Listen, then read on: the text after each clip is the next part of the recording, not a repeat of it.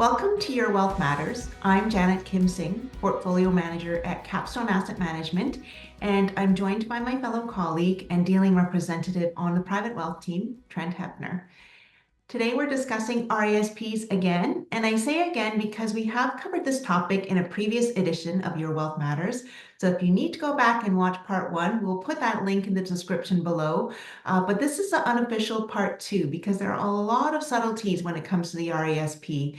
But the most important thing that we want viewers to take away is that there's a lot of free money available for children. And in many cases, parents just need to open an RESP. So let's talk about this for a minute. To start, Trent, can you provide our viewers with an overview on the BCTESG, what that is, and what is needed to obtain that grant? Janet, absolutely. Families in British Columbia are encouraged to start planning and saving early for their children's post-secondary education or training programs.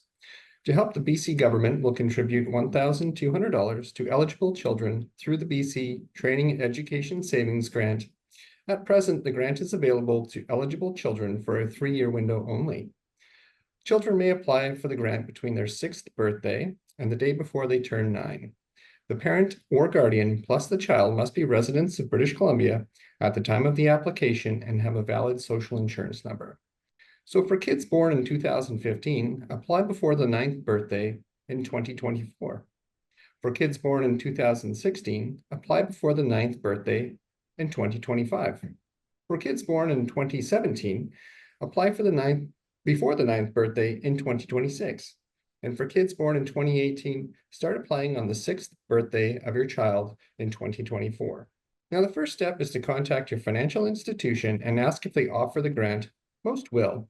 As previously mentioned, provide proof of residency, social insurance numbers for parents and guardians, as well as the children. Finally, book an appointment with your portfolio manager and open the RESP account if not already done, and complete the application for the BC TESG. If eligible, $1,200 will be deposited into your child's RESP. Well, Trent, that sounds like a very streamlined application process. It is, Janet. It's important for clients to remember to reach out to their portfolio manager or financial planner to discuss the options available to you and your children and ensure that this opportunity is taken advantage of. Another aspect of RESPs that is somewhat overlooked is the Canada Learning Bond.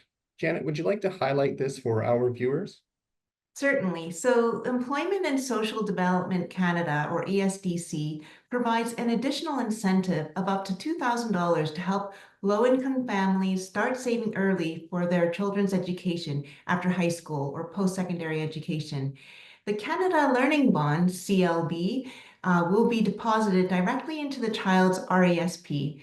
The CLB is available for eligible children from low-income families born in 2004 or later and provides an initial payment of $500 for the first year the child is eligible, plus $100 for each additional year of eligibility up to age 15 for a maximum of $2,000.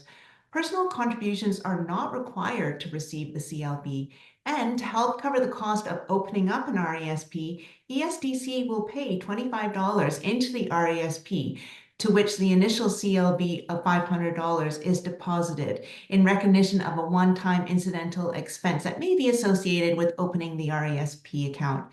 A couple of additional points worth keeping in mind, if applicable to you. Children who are in care of a public primary caregiver for whom a special allowance under the Children's Special Allowance Act is paid are also entitled to the CLB. Youth who meet the minimum age requirement to open an RESP in their province of residence can be their own subscriber of an RESP and can request the CLB for themselves. The beneficiary must be under the age of 21 at the time of application. Similar to the CESG, if the beneficiary does not pursue post-secondary education, the CLB is returned to the government. So for more information on the CLB, please be sure to speak to a portfolio manager or financial professional. Thank you, Janet. That was very informative. I think the next piece about RESPs that I want to touch on is the EAP, or Educational Assistance Payment. The annual budget in 2023 introduced legislation to increase the EAP limits from $5,000 to $8,000 for full-time studies and $2,500 to $4,000 for part-time studies. The legislation received royal assent on June 22nd, 2023. These new limits took effect on March 28th. For students enrolled in a qualifying educational program, full-time studies, there is an $8,000 limit for the first 13 consecutive weeks of enrollment in the program. After the student has completed the 13 consecutive weeks, there is no limit on the amount of EAPs that can be paid if the student continues to qualify to receive them. If there is a 12-month period in which the student is not enrolled in a qualifying educational program for 13 consecutive weeks, the $8,000 maximum applies again.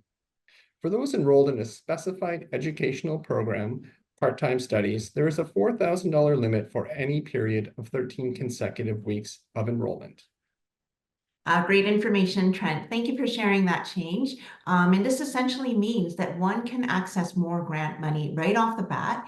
And while it will be deemed income in the hands of the beneficiary, I still think that in many cases, it's worth taking out as much as one can in terms of the educational assistant payment portion.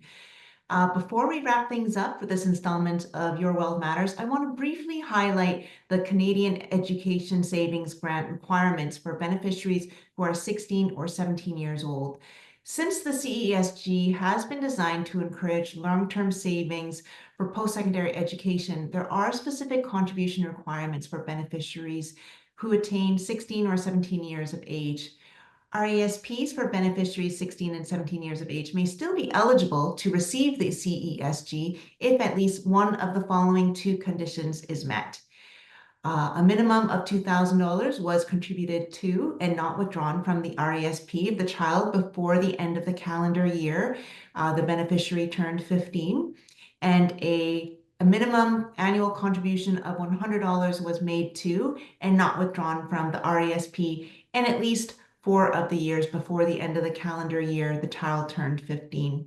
This means that you must start to save in RESPs for your child before the end of the calendar year in which your child turns 15 years of age for the child to be eligible to receive the CESG.